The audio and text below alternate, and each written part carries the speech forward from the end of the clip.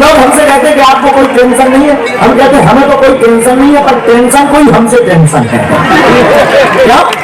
सिर पर सीताराम फिकर फिर क्या करना, सिर पर सीताराम फिकर फिर क्या करना, क्या करना, क्या करना, क्या करना, क्या करना भैया,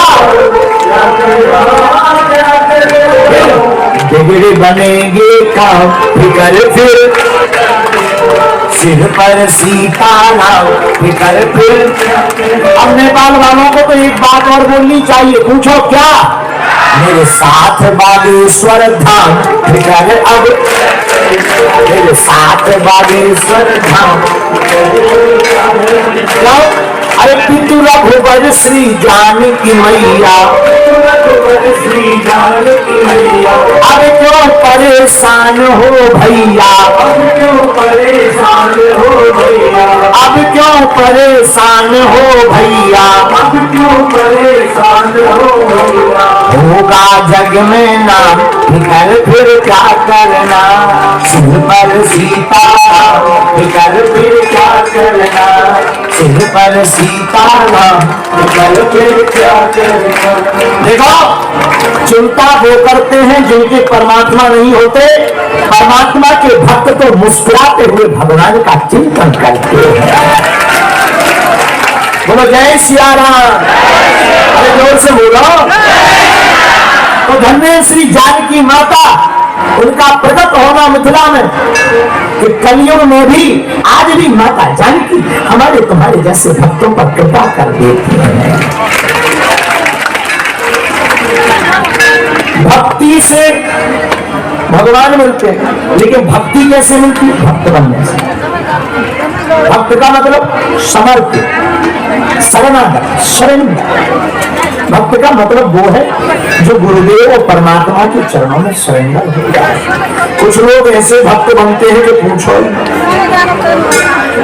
कई बार लगने लगता है कि गुरुजी इनके भक्त है कि ये गुरुजी का भक्त है। बोलो जय सिया राम, जोर से बोलो। कई बार चेले ऐसे जुड़ जाते हैं, चेला यानी शिष्य ऐसे जुड़ जाते हैं कि लगने लगता है कि यही हमारा गुरु है, हो जाते। एक बार ऐसे एक व्यक्ति ने दीक्षा ली, दीक्षा, गुरु जी बोले और बताओ, चेला बोला गुरु जी कुछ सुना, गुरु जी बोले क्या सुना है? राम राम किया कर। अरे राम राम छोटी बात है, कुछ ऊंचा सुना। गुरु जी बोले तो रामायण पढ़ा करो। चेला बोला रामायण, कुछ और ऊंचा ऊंचा। गुरु जी समझ गए, चेला ने पूरा गुरु जी मिल गया। गुरु जी बोले तो फिर गीता, बोले गीता चलिए। गुरु जी बोले गीता हम महाभारत सुना देते हैं, गीता कल सुना। ठीक है। अब गुरु जी ने श्लोक सुनाया, गावो दोग्धा गोपाल नंदना। 4-5 बार इसी श्लोक को गाया, गावो दोग्धा गोपाल नंदना, गावो दोग्धा गोपाल नंदना, गावो दोग्धा गोपाल नंदना। हम सब भगवान श्री कृष्ण के साथ, भगवान हम सबको दे रहे गाय और बछड़े बने हुए गोपाल नंदन श्री कृष्ण, गौ माता का दोहन हम सब गायों और बछड़ों के रूप में कर रहे हैं। गायों के रूप में है हम लोग, भगवान श्री कृष्ण लगा रहे हैं। इस भाव के साथ में गुरु जी ने चेला को बढ़िया श्लोक का अर्थ बताया।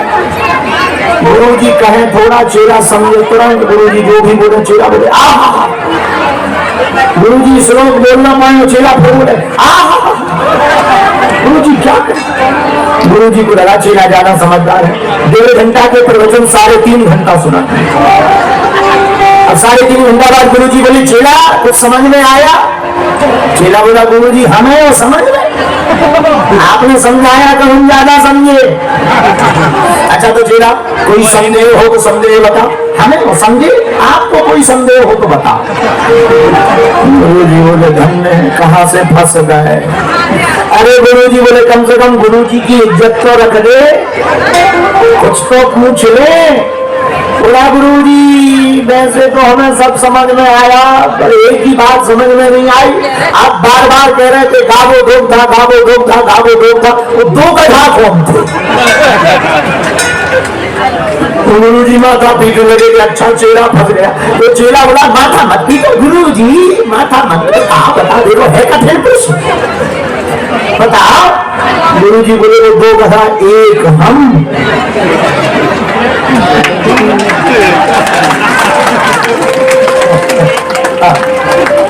बोलो जय सिया राम, जोर से बोलो, और जोर से बोलो।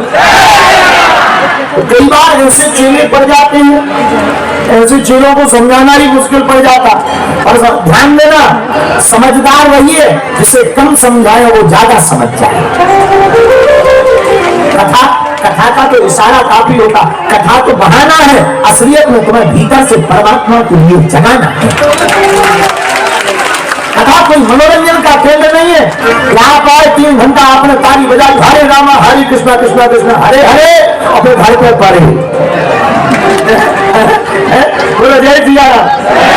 कई लोग 7 दिन तक कथा सुनते हैं, 7 दिन तक होता राधे राधे राधे राधे, फिर हो जाते राधे राधे राधे। नेपाल के लोग ऐसे नहीं है, I am very very sorry, ये तो वेस्ट इंडीज के लोग ऐसे हैं। बोलो जय सिया राम। अरे हमारा मतलब यह है आपको समझाने का, मेरे पागलों, कथा कोई मनोरंजन का विषय नहीं है, कथा कोई धंधा का विषय नहीं है, कथा कोई एक व्यवस्था का विषय नहीं है, कथा तो हमारे हृदय की अवस्था का विषय है। हमारे हृदय में राम जी की भक्ति को जगाती है। लोग हमसे कहते गुरुजी इतनी कथाएं सुनने की क्या जरूरत है? हमें कहा सुनो, करत करत अभ्यास की जरमती हो सुजान, रसरी आवत जायती सिर पर परत निशान। बार बार अभ्यास करने से पत्थर पर रस्सी बार बार घिसने से रस्सी का निशान पड़ जाता है, उसी प्रकार भगवान की बार बार कथा सुनने से भगवान की भक्ति का निशान हमारे हृदय में पड़ जाता है। इसलिए जितनी हो सके उतनी भगवान की कथा सुनो। पूछो क्यों? अरे जब तक रहेगी जिंदगी फुर्सत ना मिलेगी काम से, और कुछ वक्त ऐसा निकालो प्रेम करो प्रभु राम से। जब तक जीवन रहेगा काम खत्म होने वाला, एक दिन हम तुम खत्म हो जाएंगे पर काम खत्म नहीं होगा। किसी से भी पूछो, कथा सुनो, कथा तो सुनना तो क्या बताएं, बहुत काम है गुरुजी ठटनी के बारे न कथा। अरे काम तो जब तक मरघट तक नहीं पहुंच गए तब तक रहेगा, काम के पीछे नहीं राम के पीछे पड़ना चाहिए। और दूसरी बात, एक बात और, किसी से पूछो कहां जा रहे कथा में से, कहां जा रहे? गुरुजी काम से जा रहे हैं। और जो कथा छोड़कर काम से जाते हैं वो काम से ही जाते हैं। कहां जा रहे? काम से जा रहे हैं। और जो काम से गए सो काम से जाते हैं। इसलिए मेरे माई बाप, कथा को छोड़ करके नहीं जाना चाहिए। न जाने कौन सा शब्द हमारे हृदय में चोट कर जाए और भक्ति का बीज अंकुरित हो जाए, और भक्ति जहां जागेगी सोई परमात्मा की प्राप्ति हो जाएगी। क्यों? गोस्वामी श्री तुलसीदास जी महाराज रामचरितमानस में चौपाई के रूप में लिखते हैं क्या? कलयुगी के बल हरि गुण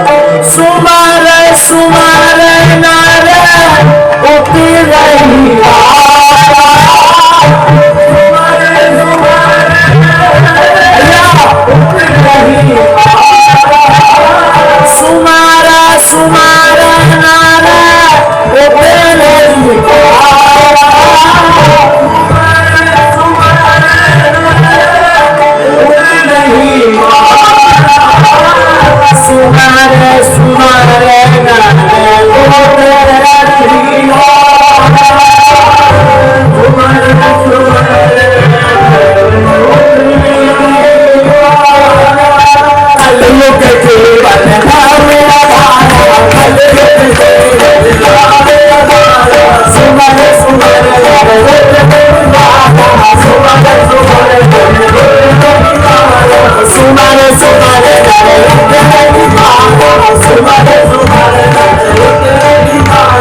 श्री राम जय राम जय जय राम, श्री राम जय राम जय जय राम, श्री राम जय राम जय जय राम, श्री राम जय जय राम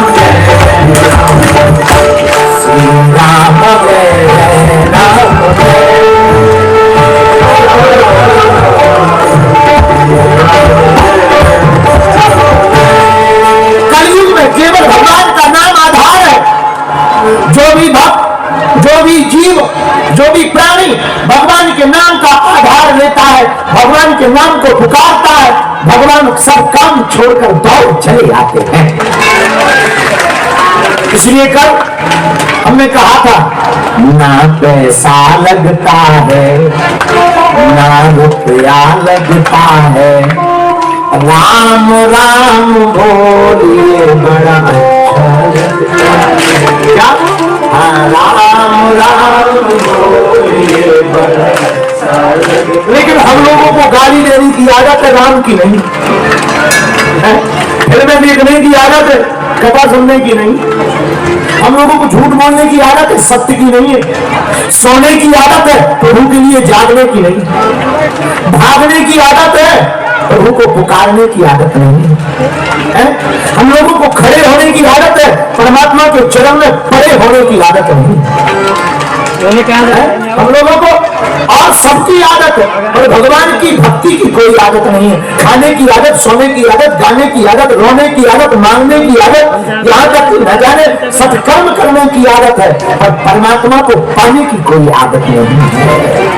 मेरी प्रार्थना है, मेरे पागलों, जितनी जिंदगी तुमने व्यर्थ गवाई, सोते गवाई, वासना में गवाई, बुरे कर्मों में गवाई, सो गवाई। आज की कथा सुनकर अपनी जिंदगी में चेतना लाना, आज कथा में आकर डूब कर जाना और प्रभु से क्षमा मांग कर कहना, बस अब जितनी बची जिंदगी तुम्हारी हो गई सरकार। तो भगवान को पाए बिना अगर तुम मर गए तो तुम्हें फिर जन्म लेना पड़ेगा। कब तक जन्म लोगे? कब तक तुम धक्के खाओगे? कब तक तुम रोते रहोगे? कब तक तुम दुनिया की बातें सहोगे? कब तक तुम झूठ बोलोगे? कितनी बार तुम पीड़ा सहोगे? कितनी बार तुम परिवार के ताने सहोगे? कितनी बार तुम्हारी अवहेलना होगी? इसलिए मेरे माई बाप, सच्चा साथी और सच्चा प्रेमी और सच्चा प्रियतम हमारा केवल परमात्मा।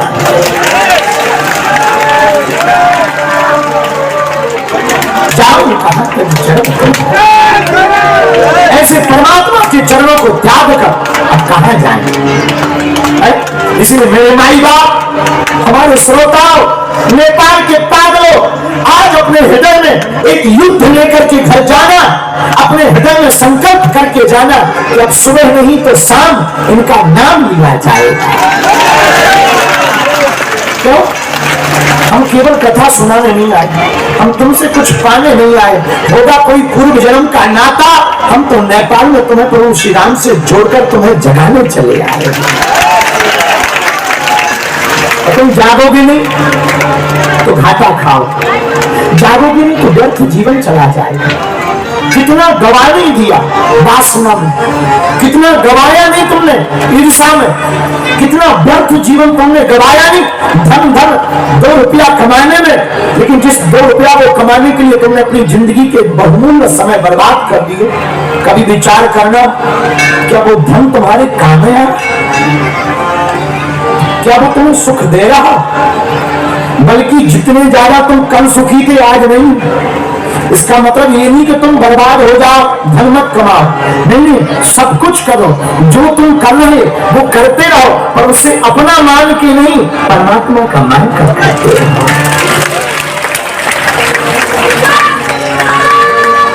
भक्ति बिना नर सोई कैसे, भक्ति के बिना नर कैसे सुहाता। याद रखना, जैसे नाव कट जाने पर सुंदर नारी बेकार लगती, नदी में पानी ना हो तो नदी बेकार लगती। उजाला ना हो तो दिन बेकार लगता है। मकान हो पर मकान में कोई निवासी ना हो तो मकान बेकार लगता है। स्त्री सुंदर हो पर मांगना भरी हो वो बेकार लगती है। दंपति बहुत अच्छे हो पर संतान ना हो तो वो दंपति बेकार लगते हैं। उसी प्रकार तन मन दोनों सुंदर हो पर भक्ति ना हो तो दोनों बेकार लगते हैं। इसलिए आज की कथा में नेपाल के लोगों, आप हमारी आत्मा हो, जाओ अपने मस्तक पर प्रतिदिन टीका लगाओ और प्रभु से क्षमा मांगकर भगवान को बार बार धन्यवाद दो। प्रभु से कहो, अच्छा विचार करो, आप दुखी इसीलिए हो क्योंकि अपने से ऊंचे लेवल के आदमी को देखते हो। आप अपना कंपटीशन बड़े आदमी से करते हो इसलिए दुखी हो।